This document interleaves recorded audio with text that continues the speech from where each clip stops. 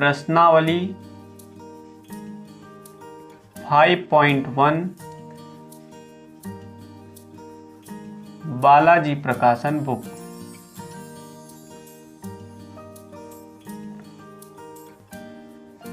कक्षा 12 गणित।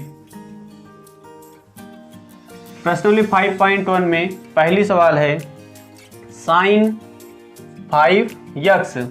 इसको हमको अवकलन करना है। इस सवाल में दे दिया है sin 5x, इसका हमको अवकलन निकालना है। तो अवकलन निकालने के लिए सबसे पहले हमको फार्मूले आने चाहिए। तो आपको कुछ सूत्र जो है याद करने पड़ेंगे। तो जैसा कि हम जानते हैं कि सूत्र होता है sin x का अवकलन जब करेंगे हम तो इसके अवकलन का होता है, जैसे इसका हमको अवकलन करना है तो d/dx, तो sin x का अवकलन हो जाता है cos x हो जाता है। अब यहाँ पे सवाल हमको दिख रहा है sin 5x, हमको फार्मूला पता है sin x का, तो जो 5x है हम इसको मान लेते हैं, 5x को x मान लेते हैं। तो जब हम इसको 5x मानेंगे और यहाँ पे लिखेंगे x के सापेक्ष अवकलन करने पर, x के सापेक्ष अवकलन करने पर तो ये हो जाएगा d/dx sin 5x। और जब इसका हम अवकलन करेंगे तो ये हो जाएगा, इसको मान लेंगे हम x, तो sin x का अवकलन होता है cos x, तो ये हो जाएगा cos x। अब लेकिन यहाँ x जगह क्या चीज़ दिया गया है, हमको 5x दिया है, तो cos x जगह पे हम 5x लिखेंगे। लेकिन यहाँ पर एक चीज़ ध्यान देना है कि जिसको हम मानते हैं उसका पुनः अवकलन फिर से कर देते हैं। तो d/dx 5x, d/dx 5x, तो ये हो जाएगा हमारा cos 5x। और जब इसका अवकलन करेंगे तो ये 5 जो है अचर पद है, अचर पद को d/dx के पहले लिखते हैं और x का अवकलन होता है d/dx। x का अवकलन हमेशा क्या होता है, 1 होता है। तो ये हो जाएगा 5 × 1, यानी कि ये 5 1 जब 5, तो ये 5 क्या करेंगे सबसे पहले, तो ये हो जाएगा cos 5x। तो ये हमारा हो गया पहला dy/dx। यहाँ पे मान लेते हैं ये y बराबर है sin 5x, और जब इसका हम अवकलन करते हैं तो ये हो जाता है dy/dx, और इसका हम x सापेक्ष अवकलन कराते थे तो dy/dx, और हमको हल मान में निकल के आता है ये। तो आइए आपको दूसरी सवाल समझाते हैं, आशा करते हैं आप सबको समझ में आएगा। इधर हम फार्मूले के साथ साथ फार्मूला भी लिखते जाएंगे। जो अवकलन वाला चैप्टर है इसमें आपको बेहद जरूरी है कि आपको फार्मूले आने चाहिए। अगर आपको फार्मूले आते हैं तो आपको सवाल लगाने में कोई भी दिक्कत नहीं होने वाला है। बस आप मेरे साथ बने रहिए लगातार ओनली स्टडी के यूट्यूब चैनल पर।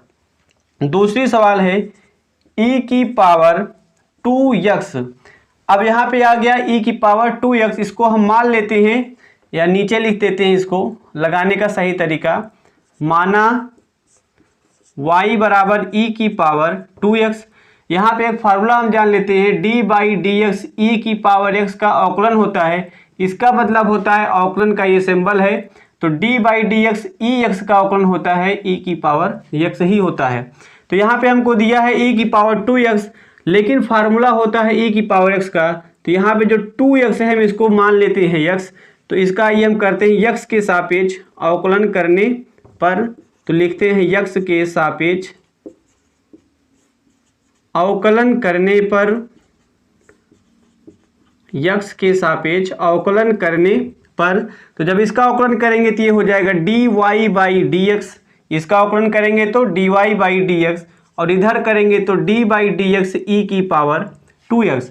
तो जो e⁻²x है तो e⁻² यानी कि 2x को हम मान लेंगे x, तो ये हो जाएगा e⁻x का अवकलन होता है e⁻x, तो e⁻x जगह पे यहाँ पर है 2x, तो e⁻2x हो जाएगा। लेकिन बात यहाँ हमको ये ध्यान रखना है कि जैसा कि x जगह हमने यहाँ पे 2x जगह पे x माना है, तो 2x का अवकलन फिर से करते हैं तो d/dx, और इसको लिखने का सही तरीका है जो अचर पद होता है उसको d/dx के पहले लिखते हैं, और जो बाद में होता है कि 2x, तो x को हम यहाँ लिखते हैं।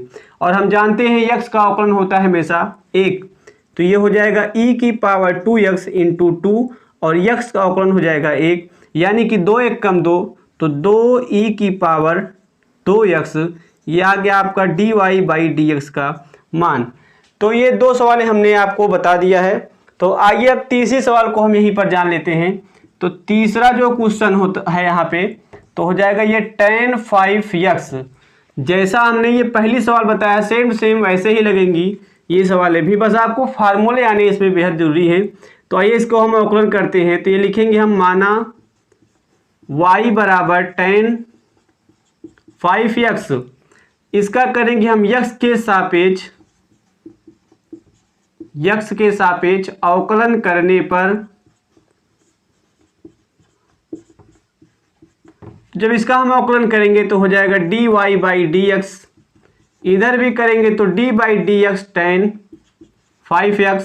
आइए इसका अवकलन करके हम देखते हैं। तो ये हो जाएगा tan x का, अब इसमें एक फार्मूला आपको और याद रखना है कि d/dx tan x का अवकलन होता है sec स्क्वायर x, और यहाँ पे हम tan x, तो x जगह पे यहाँ पे 5x है, तो 5x को हम मान लेंगे x, और इसको मान करके हम हल करते हैं। तो ये tan 5x का अवकलन हो जाएगा sec स्क्वायर x, लेकिन x जगह पे यहाँ पे है 5x, और जब किसी संख्या को हम मान करके आगे हल करते हैं तो उसका पुनः एक बार अवकलन फिर से करते हैं। तो इनटू लिखेंगे और 5 अचर पद है बाहर लिखेंगे d/dx x। आइए इसका भी अवकलन हम कर देते हैं। तो sec square 5x into 5 into x का अवकलन हो जाएगा 1, तो ये 5 पहले आ जाएगा, तो 5 sec स्क्वायर 5x, ये हो जाएगा dy/dx का मान। और ये तीसरा जो सवाल है इसका ये हो जाएगा आंसर। यहाँ पे आपको फार्मूले जो है बेहद जरूरी है आप सबको आना। तो आइए यहाँ पर हम चौथी सवाल आज की जान लेते हैं। e की पावर log e x, तो इसका जब हम अवकलन करेंगे तो यहाँ पे मान लेंगे सबसे पहले, माना y बराबर e की पावर log e और x। तो इसका अवकलन करने का प्रयास हम करते हैं। इसका फार्मूला हो जाएगा, यहाँ पे फार्मूला लिख दे रहे हैं, d/dx e की पावर x का, तो e की पावर x होता है, लेकिन और एक फार्मूला जान लेते हैं, log x का अवकलन जो होता है, log x का अवकलन होता है हमेशा 1/x होता है। तो log x का अवकलन 1/x। तो आइए इसका हम x के सापेक्ष अवकलन करते हैं। x के सापेक्ष अवकलन करने पर, और जब हम इसका अवकलन करेंगे तो ये हो जाएगा dy/dx, इसका अवकलन करेंगे तो d/dx log e की पावर log e और x। तो इसका अवकलन हो जाएगा, इसको हम पूरे को मान लेते हैं x। जब हम इसको पूरे log e की x को जब x मान लेंगे तो e की पावर x का अवकलन हो जाएगा e की पावर x, यानी x जगह पे क्या है log x, लेकिन जिसको हम मानते हैं उसका अवकलन एक बार हम फिर से कर देते हैं। तो ये हो जाएगा e की पावर log x, और log x का अवकलन करेंगे तो हो जाएगा 1/x। तो इसको हम लिख सकते हैं सिंपल तरीके से, e की पावर log x और पूरे का बटा x। ये हो गया आपका चौथी सवाल dy/dx का मान। तो इसी तरीके से आप, इसमें बहुत ही आसान सवाल हैं, आप इसकी सवालों को लिख करके प्रैक्टिस करिए। मैं हट जाता हूँ, आप स्क्रीनशॉट ले लीजिए और कॉपी में उतार लीजिए। और फार्मूले जो हैं, सवाल के साथ साथ मैं फार्मूले बताते जाऊँगा, आपको उन फार्मूलों को अलग जगह पर नोट कर लेना है और उसको तैयार कर लेना है, ताकि आपको अगली सवाल या इससे आगे आने वाले प्रश्नावली में भी आपको सहायता मिले और आपको सवाल को हल करने में, सॉल्व करने में कोई भी प्रॉब्लम ना आए।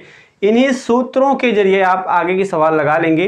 तो मैं हटता हूं और इसको आप लिखिए और इसको मैं मिटा करके अगली सवाल पर आता हूं।